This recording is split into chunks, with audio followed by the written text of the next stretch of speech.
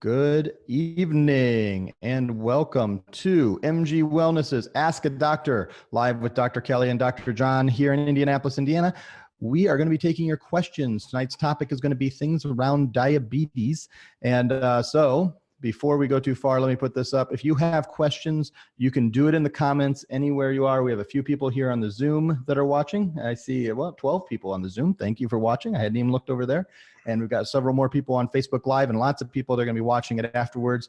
And you can always email your questions to support@mgwellness.org or place them in the comments. I'm watching the comments both on Zoom and in Facebook Live. And so hopefully you can do that. Do us a favor right now. Find that little button on the lower right in Facebook that says share, and share it with your personal timeline. Share it in your groups. This would be a great time to share as we get ready to give you a great hour of content about health and about diabetes, pre-diabetes, and then whatever questions you guys bring up over the next hour. If you can share that, that would be a huge help for us. And I'm going to bring up our good doctors here and find out what is diabetes. Who's jumping in first? Should I start? Please. All right. So diabetes is really when blood sugar floating in your bloodstream is elevated. There are two different types of diabetes. Type 1 is when insulin is not produced in the bloodstream by the organ called the pancreas. The pancreas is where all of the hormone called insulin comes from. So type 1 diabetes is when that pancreas is not producing any insulin. Type 2, on the other hand, is kind of the opposite. It's when there's too much insulin circulating, but it's not being effective. Go ahead. Those are the types of diabetes mellitus. There's other diabetes, but when we're talking about things to do with sugar, those are the issues. Types.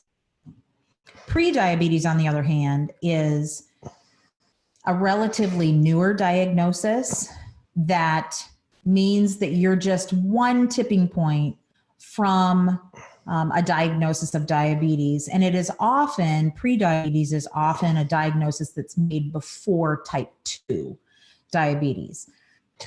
In a lot of ways, I would say that pre-diabetes is kind of a bad diagnosis.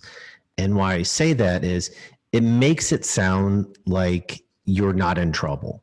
But if you're already to the point where you're pre-diabetic, there's a lot that needs to change if you're going to keep from going down that path to diabetes, which is affecting how many people in the United States now? It's almost 1 in 3 people that have pre-diabetes or diabetes. Yeah. So that's 100 million people, which that is just phenomenal. It's astronomical. And I really think that pre-diabetes is kind of a call to action. We have encountered many patients in our careers that will say, well, I don't really have diabetes. I just have pre-diabetes. And what we would love to see is, oh, wow, I have pre-diabetes, then I need to get all over this and reverse this so that I don't progress to diabetes. And the other thing that I want people to understand, which is really, really important, is that we often think of type 2 diabetes as related to obesity, and that's not really true. It just happens to be in this country. In the parts of the world where diabetes is even more common than here, China, India, they have the issue without having the obesity. Correct. So you can still have elevated blood sugars and not have obesity. In this country, however, obesity and diabetes are very commonly related because of the foods that we consume. So why do those people, Dr. Kelly, why do those people have diabetes if they're not overweight? Is this a quiz? No, I am just prompting you. Thank you. Why don't you go ahead and take that, doctor?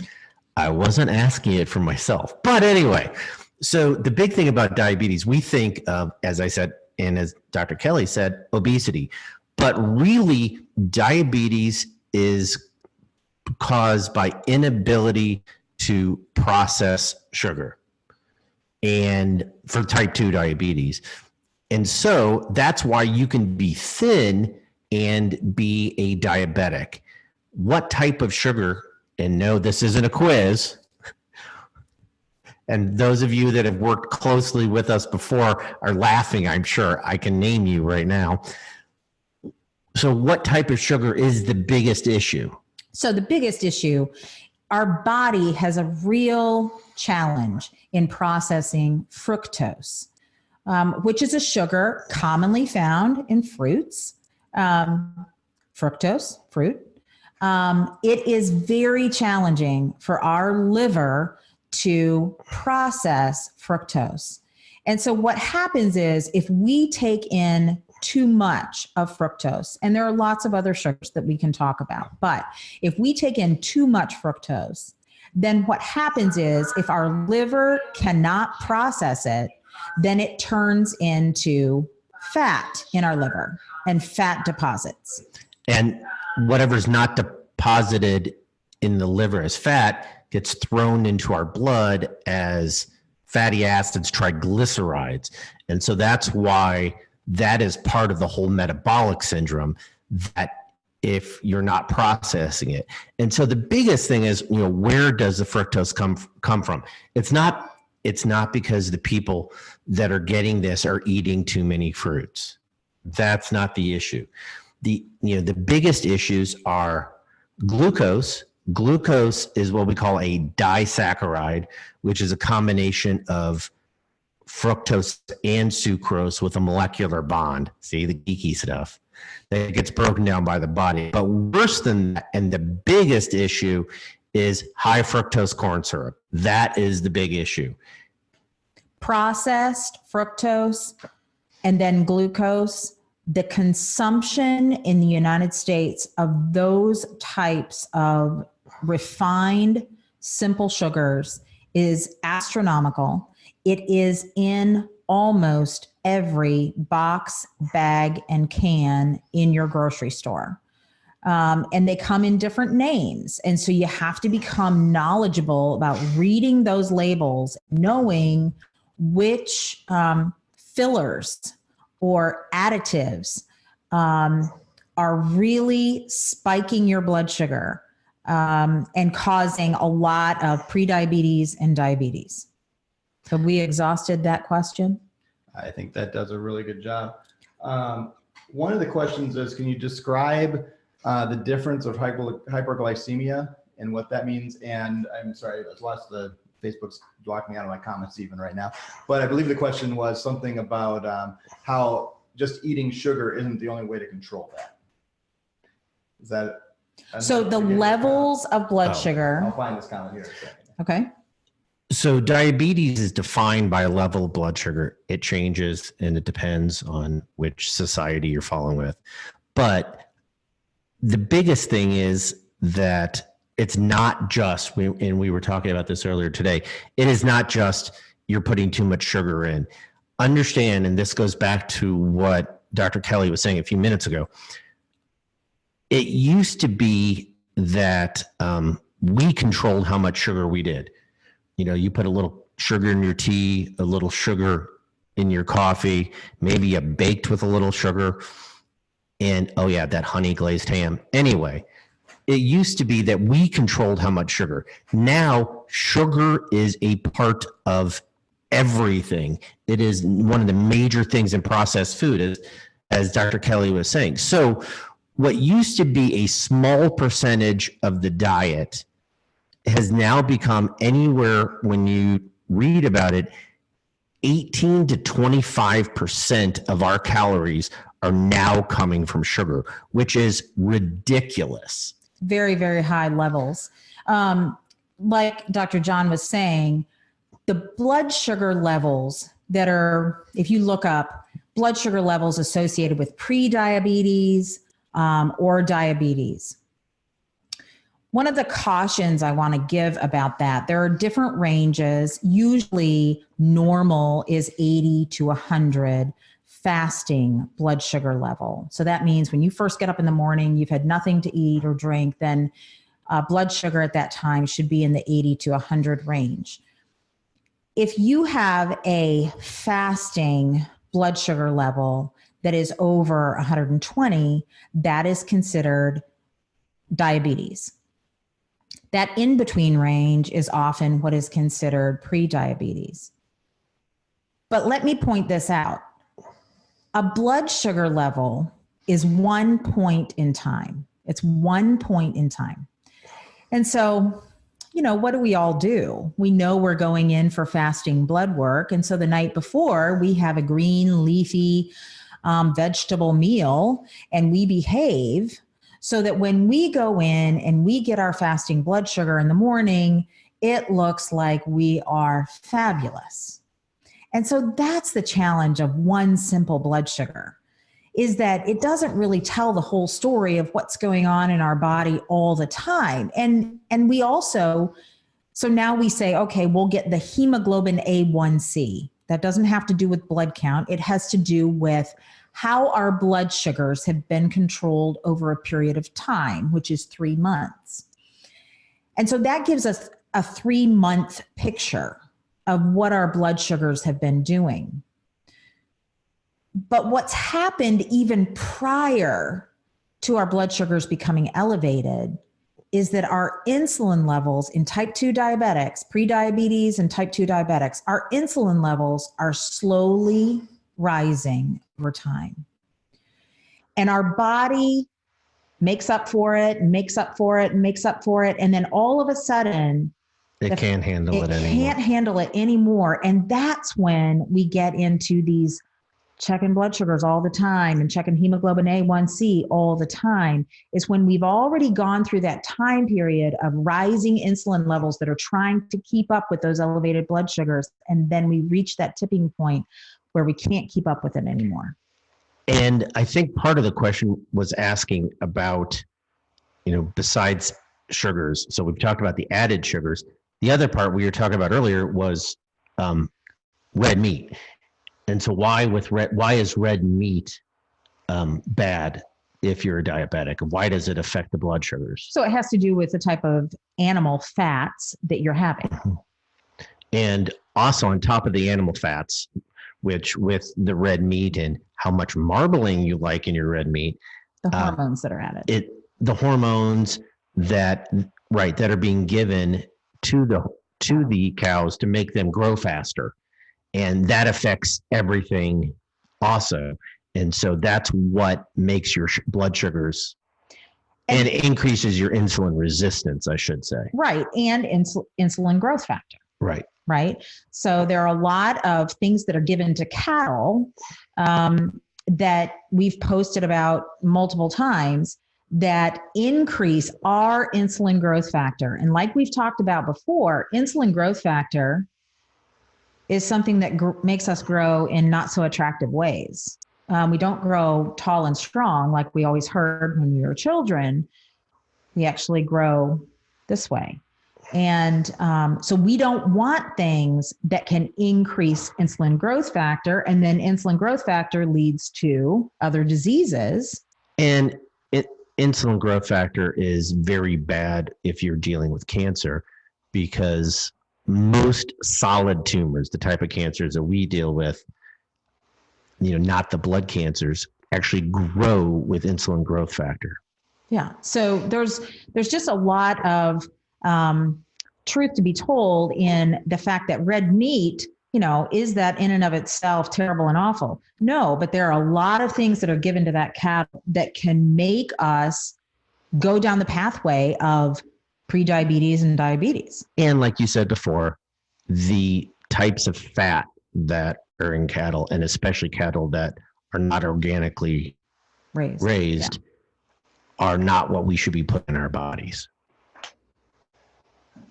And I think I know you answered the question. I finally got back in here to the chat, but I said, could you explain to people who are hypoglycemic and that sugar is not how to keep your blood sugar level? And I think that's generally, it's not the only factor that should consider, because I was going into that. Yeah, so this actually relates to glycemic index. So there's some terms that I think it's really helpful to be familiar with if we're talking about diabetes. And I think the easiest one to kind of understand is glycemic index. There's another term, glycemic load, that is a little bit more complicated to understand. It's super important, but we'll talk about glycemic index first. Yeah, so glycemic index is kind of a measure of how much a certain food makes your blood sugar spike. And if it's going to spike up, it's also going to spike down. And that's the key thing. So if you get a quick, fast raise in the blood sugar, you're going to get a quick, fast drop, and there you get your hypoglycemia. So the way you deal with it is by having foods that are low glycemic index, and they're not spiking the blood sugars. They're giving you a low raise over a long time, which is what's healthier for the body. Yeah, it keeps your blood sugar levels at a low normal range without the big spikes. And so this is kind of how you talk about glycemic index. Glucose is kind of the standard at 100. Right. And when the glycemic index was first created, there was nothing above glucose at 100. And that's why they created it, is that, okay, we have the top, let's figure out what everything else is. Right. That was thought to be the thing that spiked the blood sugar the highest. Unfortunately, it was wrong. You know, so we'll talk about that. Yeah. Companies came along and we created worse things. Yes, we create more addictive sugars, but glucose was thought to be the highest thing. So 100 was kind of the max. And so you can actually Google any food and come up with published glycemic index levels. And so, for example, there are a lot of fruits that are in the 40 to 60 range in terms of glycemic index. And you want to stay closer to that 40, but like beans, lentils, things like that are down in the 20 to 40 range. Right. Any individual food, you want to stay below 55, basically. And over a day, you want your average food to be below about 45 on this scale. Right. So you have to be careful with fruits in particular. You know, one thing that I was completely unaware of until just this past year, watermelon is a great example of food that doesn't have a lot of sugar per se. It's mostly water. But unfortunately, watermelon has a very high glycemic index. And so what that means is, yeah, it doesn't have a lot of sugar that's going to stick with me over time in terms of calories. But what it's going to do to my blood sugar is it's going to raise my blood sugar and it's going to make my insulin shoot up, and then it's going to make me crash. And it wouldn't be a problem if we all ate the way we're supposed to, eating whole foods. The problem is we've overloaded our system's ability to handle the sugars. And so you throw on something like watermelon onto the normal American diet at 4th of July picnic, and you cause a problem. Right. You've had your macaroni salad, pasta salad, and your hot dog bun and your hamburger bun and your 4th of July cake, and then you put some watermelon on it and you've just topped it right off. And don't forget, you ate that hot dog, which is actually as carcinogenic as a cigarette. Yeah. So, I mean, it's just, we have become accustomed to, this is how we celebrate life. We just consume lots and lots and lots of sugars. So the other thing that I'm going to talk about with glycemic index before you talk about glycemic load is, unfortunately, we have been able in American food processing to create things that actually have a higher glycemic index than glucose. And the one that I want to point out that is, you don't think it is a sugar, I'm telling you, read labels, is maltodextrin. Massive spike in blood sugars. Your blood sugar spike so far we've seen at least 60% higher than eating glucose. And the problem is, and there are big associations that don't even get this. The problem is maltodextrin is in everything. That's where we're getting a bunch of the added sugar. So for instance, certain diabetes associations say, oh, it's okay to replace your table sugar with Splenda or Equal, sucralose or aspartame. Well, that's great until you actually look at what comes in a package of Splenda or Equal. And maltodextrin is one of them. And on several of the brands, maltodextrin is the first thing, is listed number one.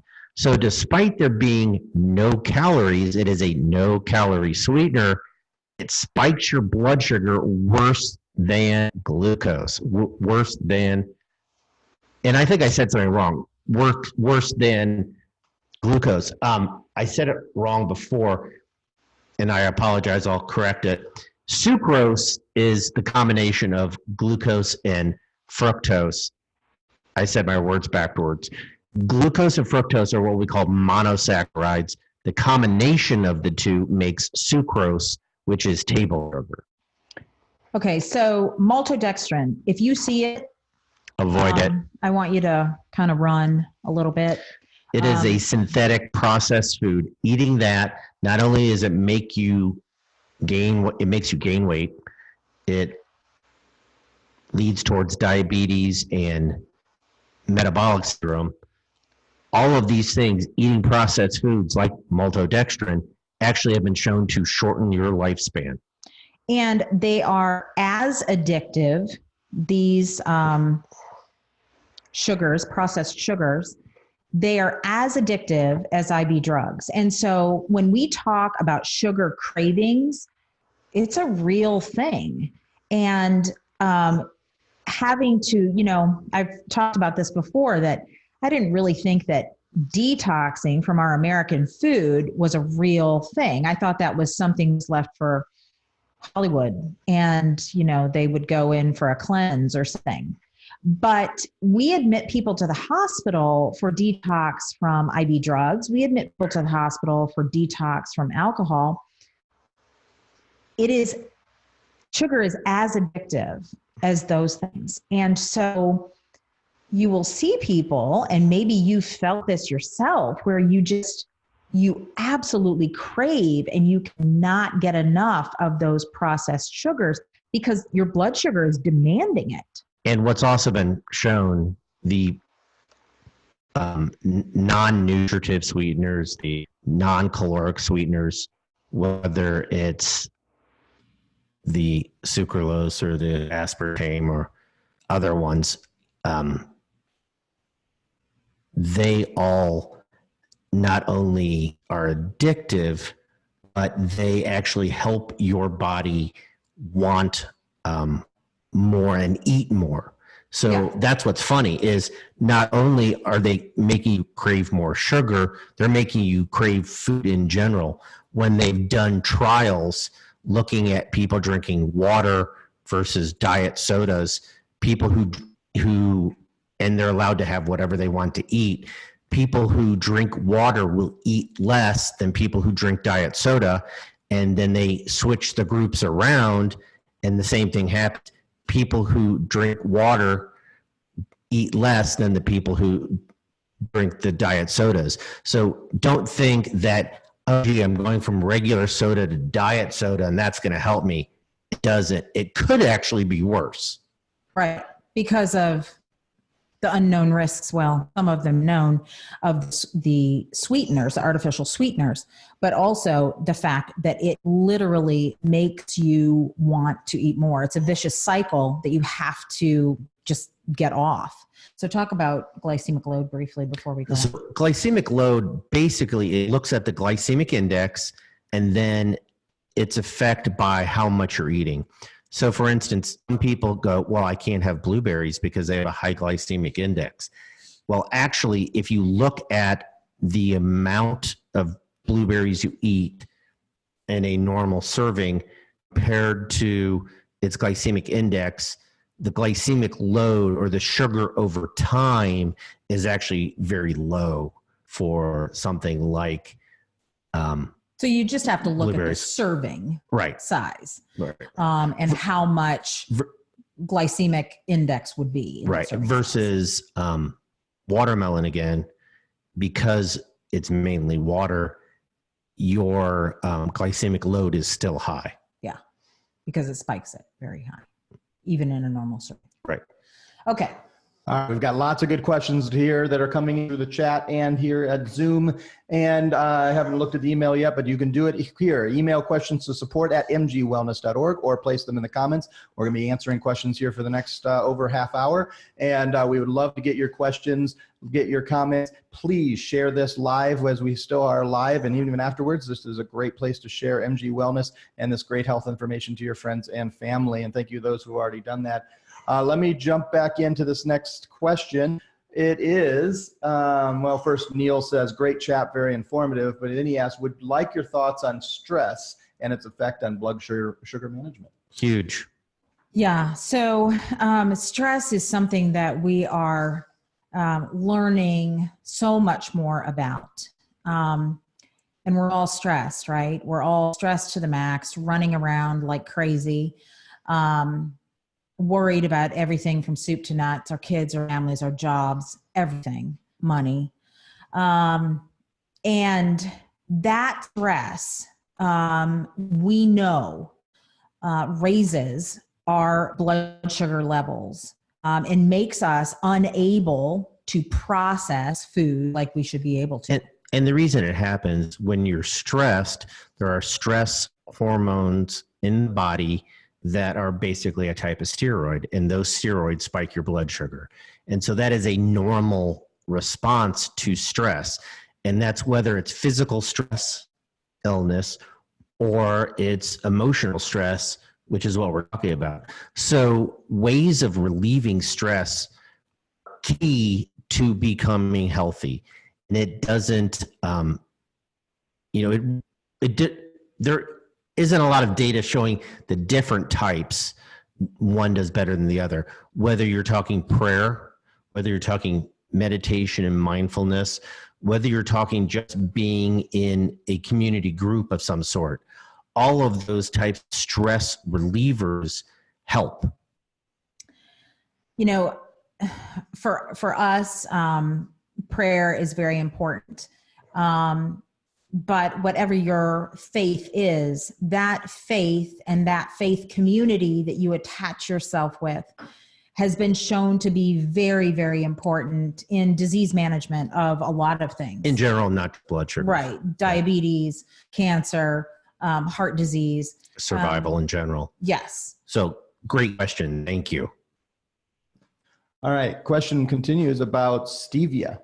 Is stevia okay? Am I correct? I think this will be a okay. So it's go. actually one of my favorite things to talk about because.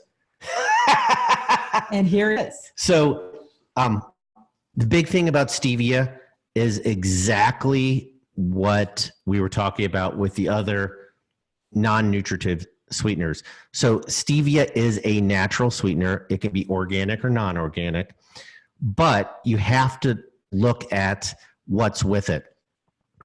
Why am I saying that? Stevia by itself is about 200 times sweeter than sugar. So if you take a packet of your typical sucrose, which is table sugar, see, I got it right this time, and you look at it, see how little that is? Imagine dividing that by 200 times, and that's how little stevia is in that you need to actually sweeten something. So why is that important? Well, you know, if you have a packet like that, it's going to be like trying to blow dust out. And so often they put fillers with stevia. It can be maltodextrin, and then, you know, that's horrible from the point of view of spiked blood sugars. The one that we've run into, and I'm sorry for Dr. Kelly, that I've run into, is that they love to put sugar alcohols with stevia. And why is it important? Sugar alcohols do not spike your blood sugar at all. However, sugar alcohols are what cause that rumbling, that grumbling, that possible GI distress in your gut. And those sugar alcohols are xylitol and erythritol. And sorbitol. Yes. Any of the TOLs, tols. And just like alcohol, OL. It's a sugar alcohol. So yes, we have actually had experience with this. Let me first say this. When we started on this nutrition pathway, we were having stevia in the raw as a sweetener. Well, actually, even before that, we're still doing Splenda. Well, we were doing Splenda, but don't tell anybody because it's horrible. So then we figured that out. Well, then stevia in the raw on the back of the package actually isn't stevia in the raw. Stevia in the raw. So don't buy stevia in the raw. So then we got Truvia, which is stevia. And then it doesn't have maltodextrin, unlike stevia in the raw. So it doesn't spike your blood sugar, but it had sugar alcohol. And every time that we would go I would have my iced tea with it. He would have his iced tea and he would add his Truvia and then rumbling. And then I was a bathroom widow for a while. And we just get all dirty secrets out. We had to figure this out. And so we did figure this out, and now organic stevia alone. Yeah, and as I said, it's literally like dust in the packet, but it is incredibly sweet, and that is healthy. It's good for you. Try to find organic, and you can order it, and it can come to your door. Yes, yeah. We won't say the name of that company that can do it for you. One of the interesting things, and from living in the South for a while, you could actually replace every single tobacco plant with stevia. It's with the stevia plant. It's grown the same way. Just a little hint to the government. Interesting. Okay. All right. On to the next question. It is, what about someone with PCOS and hypoglycemia? How does a person diet to get pregnant while keeping blood sugar level? And this person also is a sharer, which tells me on the comment section. So thank you for sharing tonight. Great. Okay, this is the big one. PCOS, polycystic ovarian syndrome or disease, whichever terminology. Stein-Leventhal syndrome for the old folks. Yes, that's the old name for it. But it is a constellation of a lot of symptoms that come together. Basically, the diagnosis that has to do with the ovaries is an imbalance of hormones that are produced in ovaries, whereas a little bit more male hormone or testosterone that is produced in the ovaries. And that can lead sometimes to infertility. But what it also is related to is an elevated level of insulin resistance, which can then lead to type 2 diabetes. Insulin resistance means you have a lot of insulin flying around in your bloodstream, but it's not controlling your blood sugars like it should. Because your body's resistant to it. And that's why you get hypoglycemia. It's like what we were talking about before.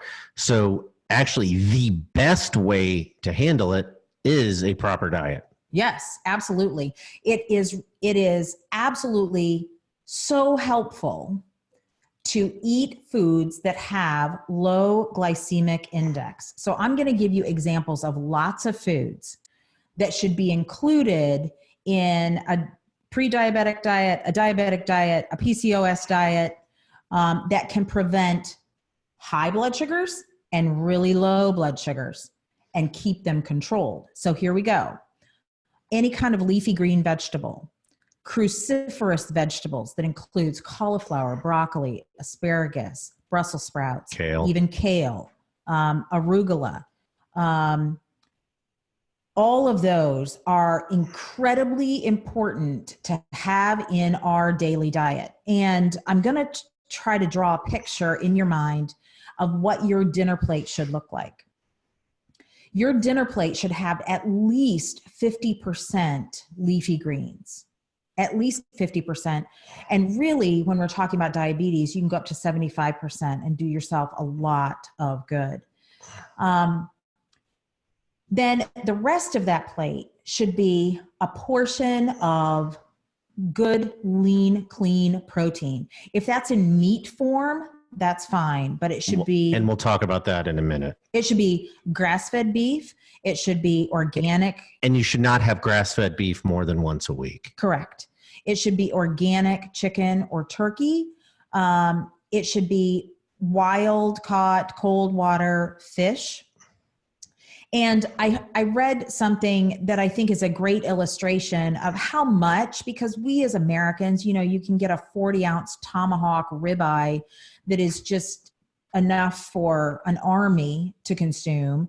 So we're used to these portions that are just ridiculous, but really 4 to 6 ounces, which is kind of the size of your fist, is a good measurement for how much meat we should consume. We always think of the protein, the meat, as the center point, if you're a meat eater, the center point of your plate. And it shouldn't be.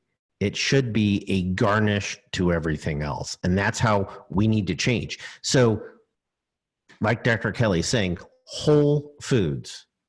You need to, if you're going to try to control your PCOS naturally without resorting to metformin, then you need to focus on whole foods.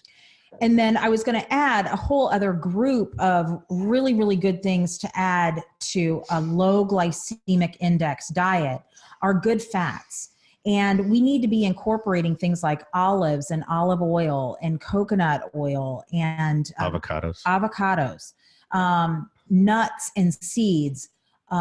They have good proteins and they also have good fats. And so those are things that we should incorporate into our salads. We shouldn't be getting big gloopy ranch dressing that we're so addicted to. And the other thing is you've got to get rid of, if you're going to do this, you have to get rid of the processed foods. You cannot do it. If you have a Diet Coke or a Coke or whatever, that's it. I mean, you've blown several days worth. Right. Cheating on it a little bit is more than your body can handle.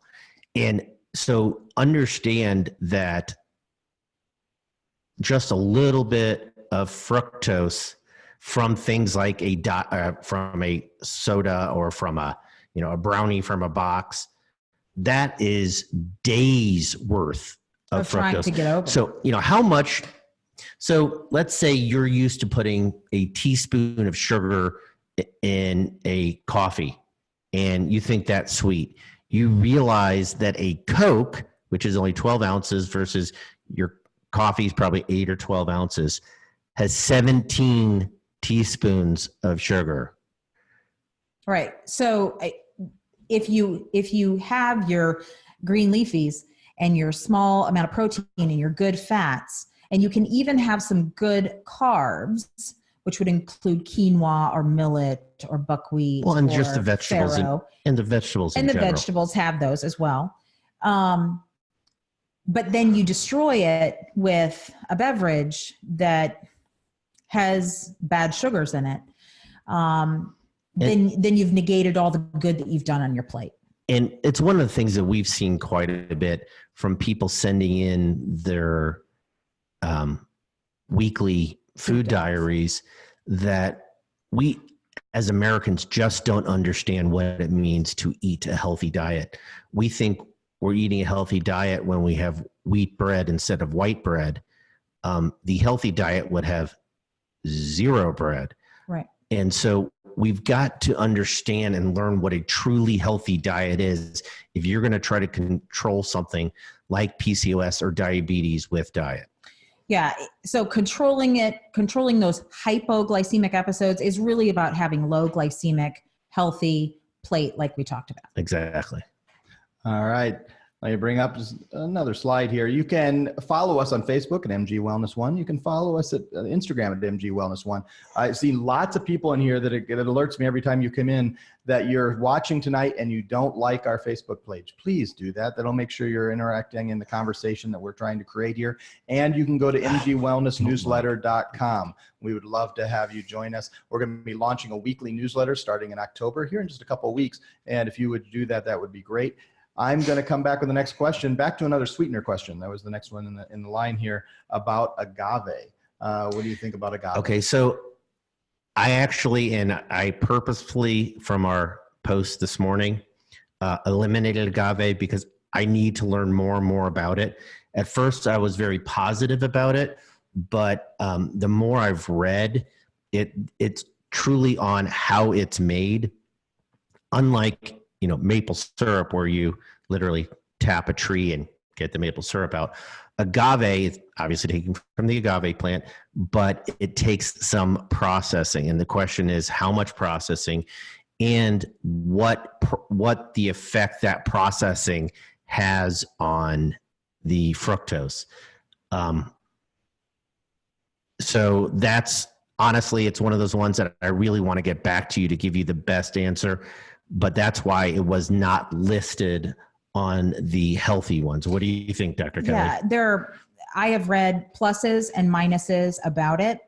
And I think that it has to do with the processing. From my reading of what is out there, there's not a lot of data on it. No, there's not a lot of data. So it's not a scientific discussion at this point. We don't have a lot to compare scientifically, but I do think that the word is out yet on the agave, the good of agave. There are other natural sweeteners, which some of them are going to sound crazy, but they're actually better for you if you want something like that.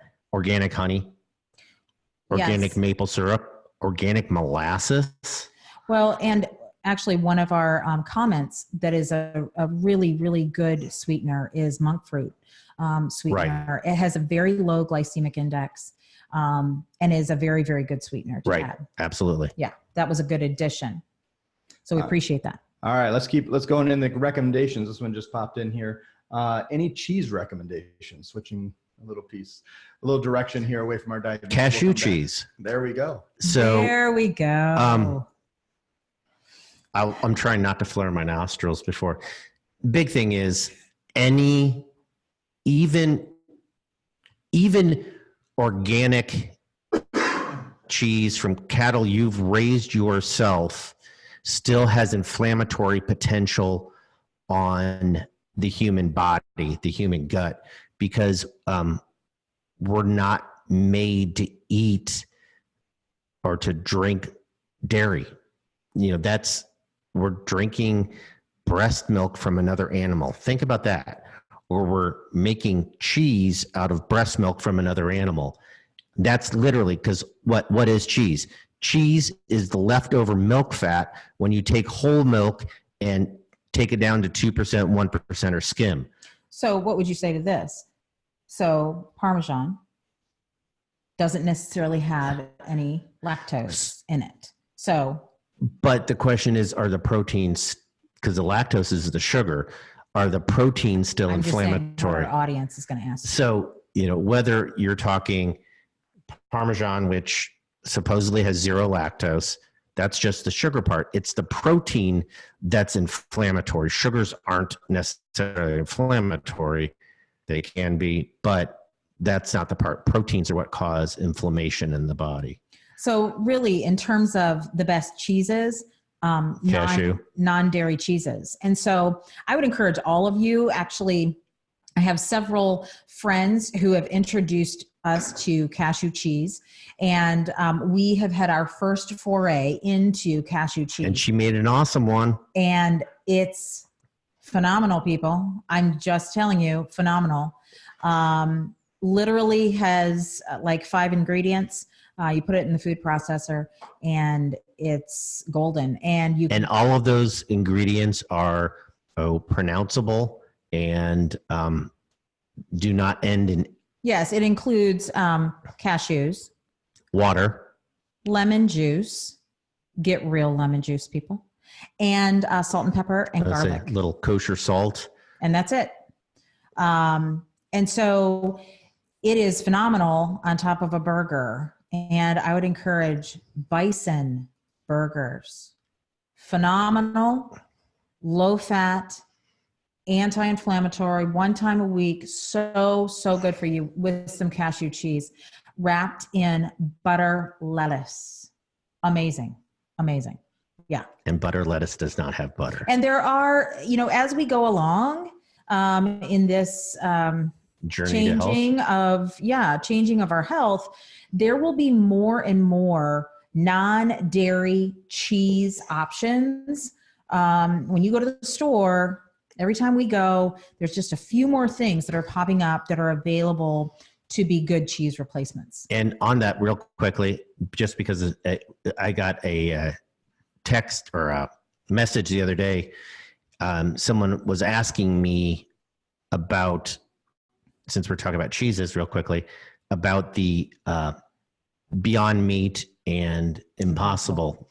And understand this, we are all about plant-based protein, but Impossible Burger and Beyond Meat are kind of doing it in a bad way. What I mean by that is those are ultra-processed foods that are not healthy for you.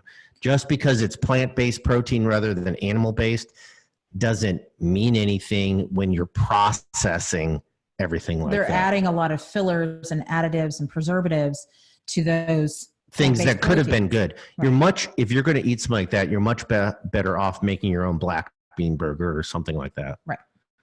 Okay. All right. In our usual fashion, we're getting lots of recommendation questions.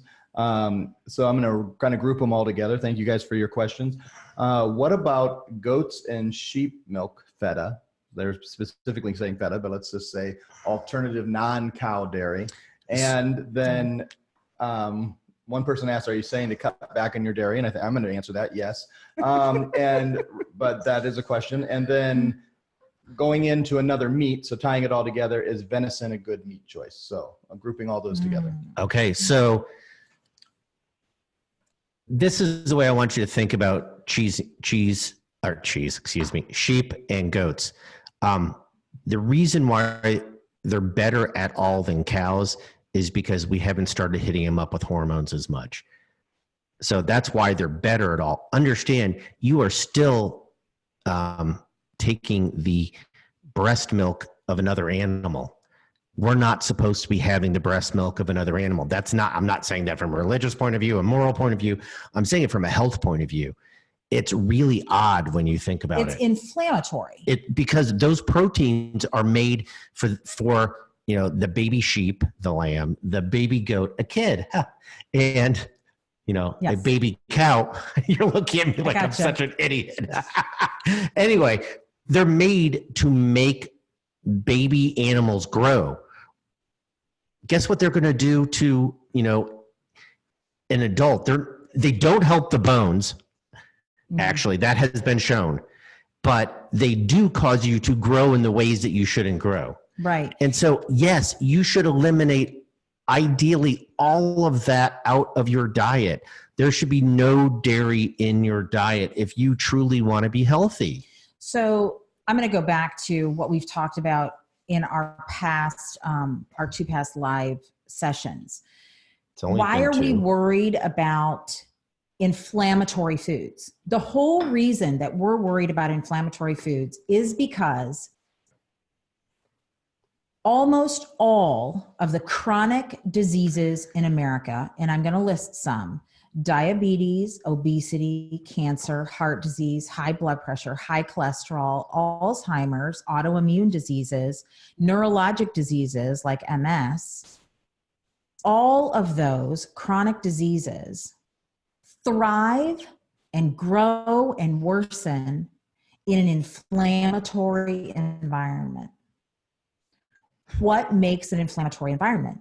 Foods that are not meant for our bodies to process and digest. And when we eat things that are toxic to our bodies and we can't process them, What it does is it creates a toxic environment in our gut. And 80% of our immune system is in our gut. And so if our gut is not healthy and it is inflamed and we are pouring toxins into it, then our immune system is unable to function and get rid of bad things in our body. And that natural checkpoint of the immune system, or the guard on our body, is unable to function. And that is when disease thrives. Yes? Absolutely. And so that's why we talk about inflammatory proteins. Why we need to eat things that are anti-inflammatory, like plant-based proteins. And once again, any of the cheeses, whether they're from sheep, cow, goat, they're going to cause the same issues. Right. And they all raise insulin growth factor to some extent. Because they're other than us. Yes. They're other than it's humans. It's the milk issue more than anything, because someone's going to say, well, why can we eat any meat? Well, there's questions whether we should be eating any meat, but the big thing is minimizing. When talking about venison, whether it's venison, elk, wild turkey, and that's the food, not the drink. Any of those things are much better when they're wild, or even if they're domesticated, if they are free range, organically fed. Those are all much better than beef. Correct. Because no matter what, cows have a higher fat content. Yes. And so much of the cattle in the United States has been affected by corn-fed, antibiotics, hormones, all that kind of thing. And understand, when you look at USDA grades, what they're actually looking at is the marbling, which is the fat content. And so, the highest, the prime and the choice and all that, it's because they have a higher fat content. So what we've actually done is, some fats are good, but cow fat really isn't. And that is how we actually pick our best meat. So it's kind of funny when you think about it. That we've actually reversed what's good. Okay. All right, we have a couple more minutes for a few more questions. Again, you can email your questions to support@mgwellness.org, or you can place them here in the comments, depending which way you want to go. We're going to be here for a few more minutes, but then the conversation continues. So please follow us on Facebook at MG Wellness 1, on Instagram at MG Wellness 1, and join our newsletter launching in October, mgwellnessnewsletter.com. So Dr. Kelly, Dr. John, the next question is, and it's really we've only gotten to one of our preset questions, which is pretty good. It was about arthritis and its impact across diabetes, I think, and all the things. The question just said arthritis question. So go. So there's lots of different types of arthritis, but arthritis in general is an inflammatory condition. If you change your diet, get rid of inflammatory foods, get rid of things that are going to affect the inflammation, then the pain or the inflammation part of arthritis is going to go down. I am a living, breathing example of that. It is not going to get rid of bone on bone discomfort, but it's going to get rid of the inflammation around it, which is what helps most people. So I'm going to go back to some of the same things that we just talked about. Decreasing inflammation in the gut will also decrease inflammation throughout your body. And that's really what arthritis of lots of different forms, whether it's osteoarthritis, rheumatoid arthritis, all of those types of arthritides can be helped significantly by consuming anti-inflammatory foods like we talked about earlier. Yeah, absolutely. All right.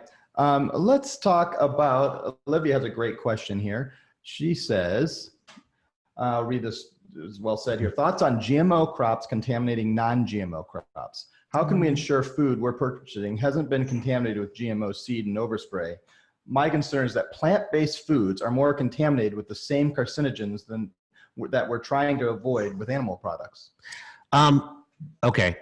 There's some great points in that. Mm-hmm. With regards to GMO, that is the reason why certain companies that are use plant-based protein refuse to use soy.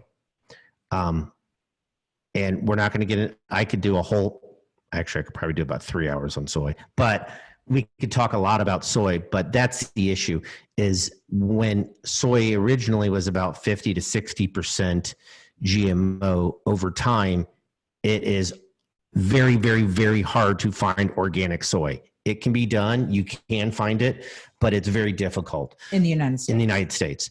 And so GMO in general, the issue with it is, yes, you can have cross-contamination, but the bigger issue is we have no idea what the long-term effect is on our own bodies. Short-term effect is we have increased the use of herbicides, fungicides, insecticides, rather than decreasing. And we've created multi-resistant weeds, multi-resistant bugs. And so what you're saying is the GMO piece is important, but we don't actually, as of yet, have a lot of data about how that actually translates into our disease processes. But we do have things indicating that pesticides and fungicides and herbicides have negative effects on us. Yes. Yeah, and those are the carcinogens. Yes. So that's why you want, if you're eating plant-based protein, it needs to be organic and clean, because you're right. Otherwise, if you're just eating regular, especially if you're eating like corn, which you shouldn't be eating, if you're eating non-organic produce, you are getting all of those carcinogens. And, to be completely honest, the reason why you're asking about it versus animals, there's enough other issues with the animals like we've talked about tonight, but the reason why you get more on the plants is it's just the whole natural processing. If you're getting it on the plants or in the plants, it hasn't been fed through someone else's liver, i.e. the cow, the goat, whatever. The liver is one of our natural detoxers. And so a plant doesn't have that. So what John's trying to say. Right. So what he's saying is you're not eating food that has been processed through another animal and then goes to you. You are going from the plant to the human instead of the plant to the animal to the human. And so if you're eating non-organic, yes, you are going to get more carcinogens. I think another point is, can we in the United States ultimately be sure that all of our food sourcing is absolutely 1000% pure? We can't. And so, yes, you are right. There can be cross-contamination, but for most of Americans, we really have a long way to go in just understanding the foods that we are consuming that have a high glycemic index, that have addictive potential, that are not doing anything to help our guts heal and help our immune systems function better. We just have so far to go in that knowledge that I think cross-contamination, while it may be an issue, it pales in comparison to just the progress that we have to make with everything else. I mean, for instance, it pales in comparison to look at your pasta sometime when you buy pasta. That's why it's one of the things we say to get rid of: white bread, white rice, white sugar, white flour, white pasta. It is full of sugar, which leads to fatty liver. And now fatty liver has become fatty liver, and non-alcoholic fatty liver disease is now the number one cause of transplants in the country. Liver. Yeah.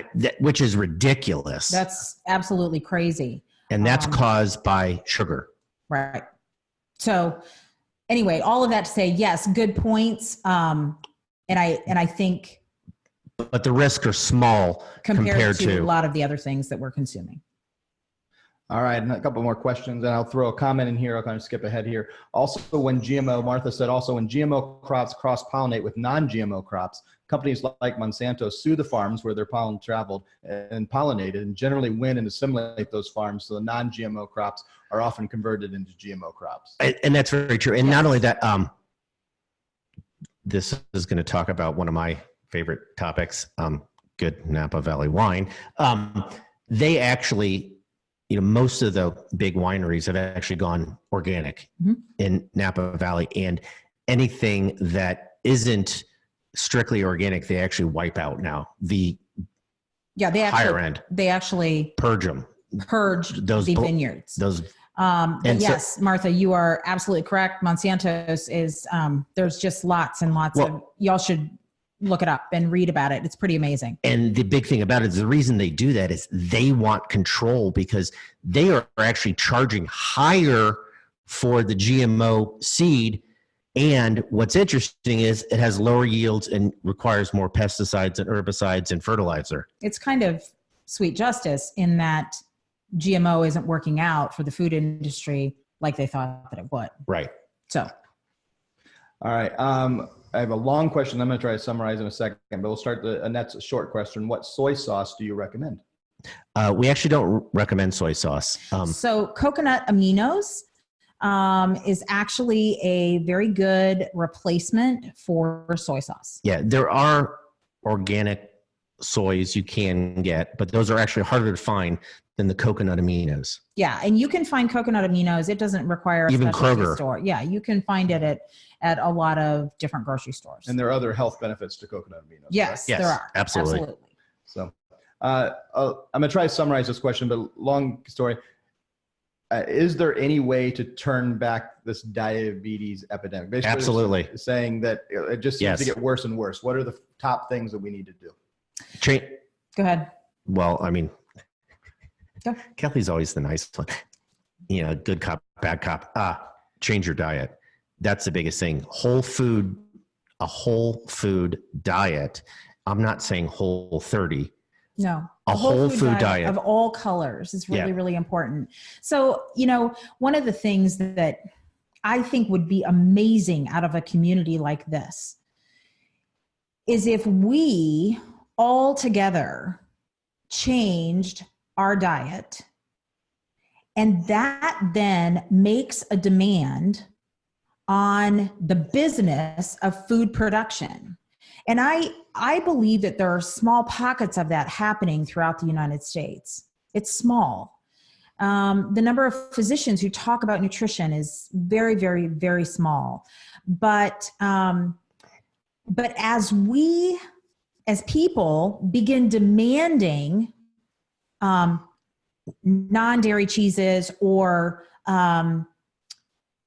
organically raised fruits and vegetables and organically raised meat options, and we don't buy the Tyson chicken that is so processed, or we don't buy. How does something go from a tiny little chick to a full-grown chicken in 9 days? Right, exactly. I mean, if we don't buy, dare I say, Coca-Cola from our previous town of Atlanta, if we don't buy that, then you will over time begin to make change in. Yeah, and that's looking at as a society, but as an individual, it's eating a Whole Foods. Yes, absolutely. Is eating Whole Foods. I don't think that it is something to say, throw in the towel and say, well, we can't make any progress. Oh, my word. That is absolutely not truth at all. It is absolutely possible to change. And one of the things to remember, we used to blame genetics for all this. Our society has not changed that dramatically in the last 30 years. What's changed is all the processed food and sugar. And if we just got rid of the processed food and added sugar, we could set back the clock on all of this. Yeah, I absolutely think there is hope to incorporate a healthy diet and change. Actually, I haven't even had a chance to tell Dr. Kelly about this. Something that was very interesting that came up. I have done, the DNA testing stuff. And had I stayed at my former weight in the next 10 years, according to my DNA, I just found this out, that I ran a 68% chance of becoming a type 2 diabetic just by changing my weight. And because we went to whole foods and plant-based protein, I'm down to a 4% chance. See, that's that's how you do it. You can change it.